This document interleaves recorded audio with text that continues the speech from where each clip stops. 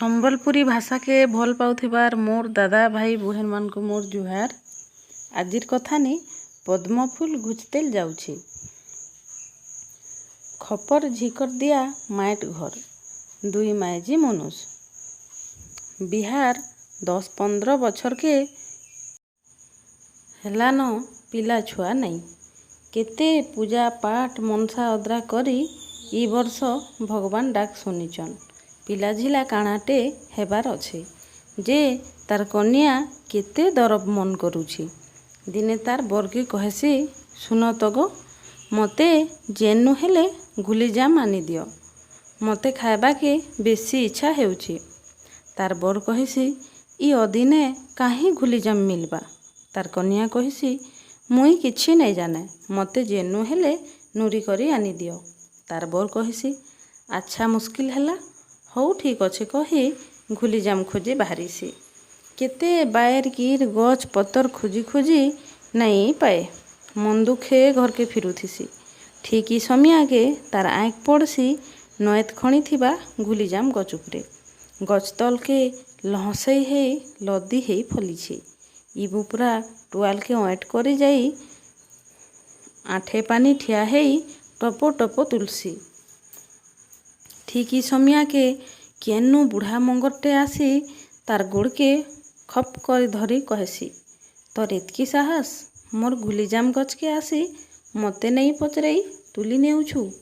ଇ ବିଚରାର କାଁ କରବା ଡରର ମାଡ଼େ ଦଲଦଲି କରି କହେସି ମତେ ଛାଡ଼ିଦେ ମଙ୍ଗର ଭାଇ କେତେ ଦିନ ଗଲାକେ ଭଗବାନ ମୋର ଡାକ ଶୁନିଛନ ମୋର କନ୍ୟାକେ କାଣା ଗୁଟେ ହେବାର ଅଛି ସେ ମନ କଲା ବୋଲି ମୁଇଁ ଇ ଅଦିନେ ଗୁଲିଜାମ ନୁରି ଆସିଥିଲି।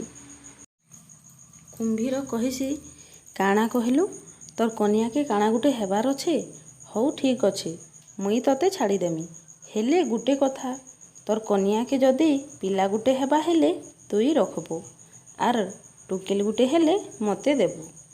ଇ ଆର କାଁ କରବା ମଗର ତ ଗୋଡ଼କେ ଧରିଛେ ତରବରେ ହଁ କରସି।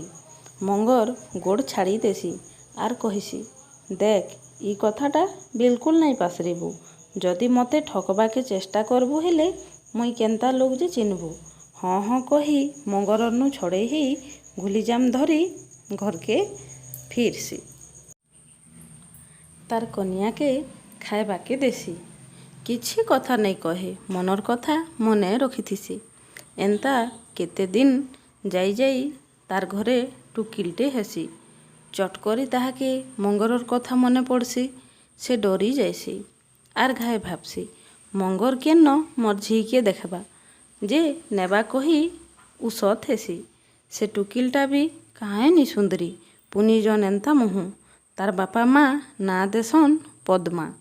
ଧୀରେ ଧୀରେ ପଦ୍ମା ବଢ଼ ହେସି 14 ବଛର ପୁରି 15 ବଛର ଚାଲୁଥିସି। ମୁଡ଼ର ବାଏଲ ଲେଡ଼ି ନ ପଡ଼ୁଥିସି ଟୁକିଲ ମାନଙ୍କର ଭିଲେ ବାରି ହେଇ ପଡ଼ୁଥିସି। ଦିନେ ନଦୀ ନ ବଢ଼ି ଆଇସି କୁମ୍ଭୀର ନଦୀରନୁ ବାହାରି ଜୋରଗୁଟକେ ଆସିଥିସି। ଠିକ ଇ ସମିଆକେ ପଦ୍ମାର ବାପା ସେ ବାଟେ ଆସୁଥିସନ।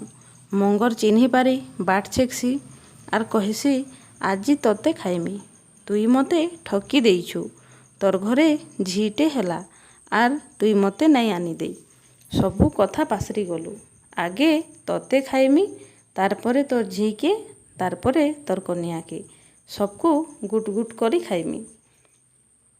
ପଦ୍ମାର ବାପା ଛାଡ଼ିଦେ ବୋଲି ମଙ୍ଗରର ଗୁଡ଼େ ହାତେ ପଡ଼ସନ। ତାରପରେ ମଙ୍ଗର ଛାଡ଼ି ଦେସି ଆର କହେସି କାଲି ସକାଳେ ତୋର ଝିକେ ଆନିଦେବୁ। ପଦ୍ମାର ବାପା କହେସନ ତତେ ଦେଖିଲେ ତ ମୋର ଝି ଡରି ଯିବା ମୁଇଁ ଯେନ୍ତା କରି ତୋର ପାସକେ ତାହାକେ ଆନିଦେମି। ମଙ୍ଗର କହେସି ହଉ ଠିକ ଅଛେ ମୁଇଁ ପାଇନ ଭିତରେ ଲୁକି ଥିମି ମୋର ଲେଞ୍ଜେ ପଦ୍ମ ଫୁଲଟେ ବାନ୍ଧିଥିମି ତୋର ଟୁକେଲ ଲୁଭେ ତୁଲି ଆଇଲେ ତାହାକେ ଧରି ନେମି। ପଦ୍ମାର ବାପା ଆର କାଇଁ କରବା ମନ ଦୁଃଖେ ଘରକେ ଫିରସି। ତାର କନ୍ୟାକେ ସବୁ କଥା କହେସି। ତାର କନ୍ୟା ଶୁନି କାଁ କାଜେ ମୁଇଁ ଗୁଲିଜାମ ମନ କଲି କହି ପସ୍ତେଇ ହେସି।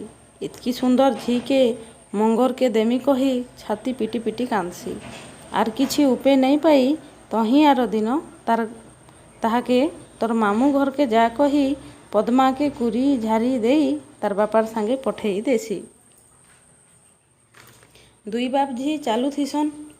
ଠିକ୍ ନଏତ୍ ଖଣିକେ ଆଏଲାକେ ପଦ୍ମା ଦେଖ୍ସି କେଡ଼େ ବଡ଼ ପଦ୍ମ ଫୁଲଟେ ଫୁଟିଛେ ନଏତ୍ ତରାକେ ହେଇକରି।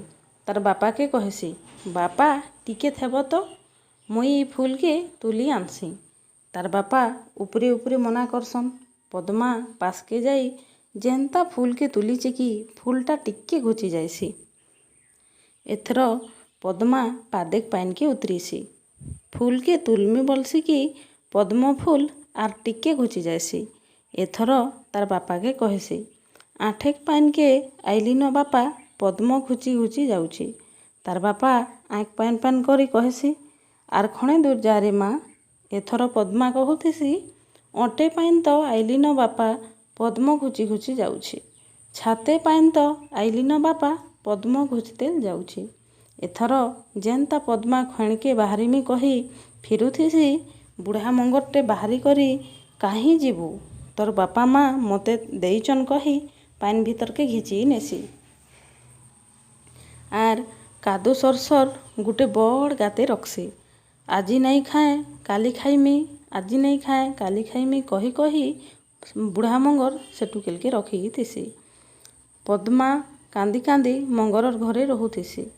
ଦିନେ ବୁଢ଼ା ମଙ୍ଗର ପଦ୍ମାକେ ଖାଇବାକେ ତରା ତରା ହେଇ ଲାଲ ଗଡ଼ାଗଡ଼ି ହେସି।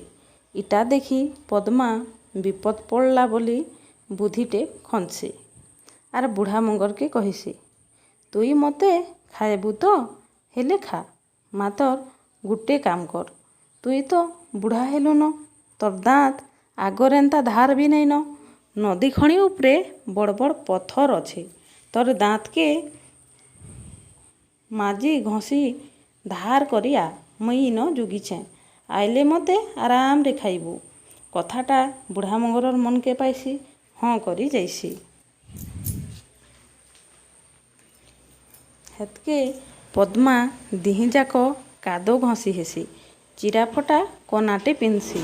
ବାଡ଼ିଟେ ଧରି ବୁଢ଼ା ମଙ୍ଗର ନାଇଥିବାର ଦେଖି ତାର ଗାତରନୁ ବାହାରି ଆଇସି। ଆଇଲା ବାଟେ ବୁଢ଼ା ମଙ୍ଗର ଛେକ୍ସି। ମଙ୍ଗରକେ ଦେଖି ପଦ୍ମାର ଟୁଣ ତାର ତଣ୍ଟା ବିଲକୁଲ ଶୋଷର ମାଡ଼େ ଶୁଖି ଯାଉଥିସି। ବୁଢ଼ା ମଙ୍ଗର କହେସି, ଏ ର ତୁଇ କିଏ, ମୁଇଁ ତତେ ଆଜି ଖାଇମି।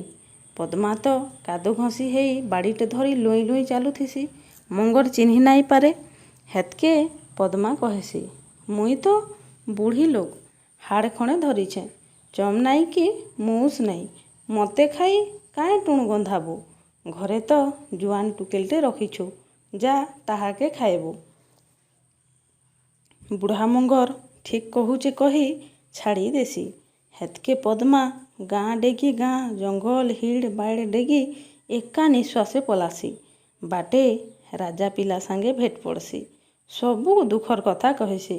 ରାଜା ପିଲା ପଦ୍ମାକେ ନେଇ ରାନୀ କରି ରଖସନ୍। ଇଆଡ଼େ ବୁଢ଼ା ମଙ୍ଗର ପଦ୍ମାକେ ନାଇଁ ଦେଖି ସବୁ କଥା ବୁଝସି। ମାନେ ଲୋକର ବୁଦ୍ଧିକେ ପାରି ନାଇଁ ହେଲା କହି ହୁରଗୁନି ହେଇ ରହିସି।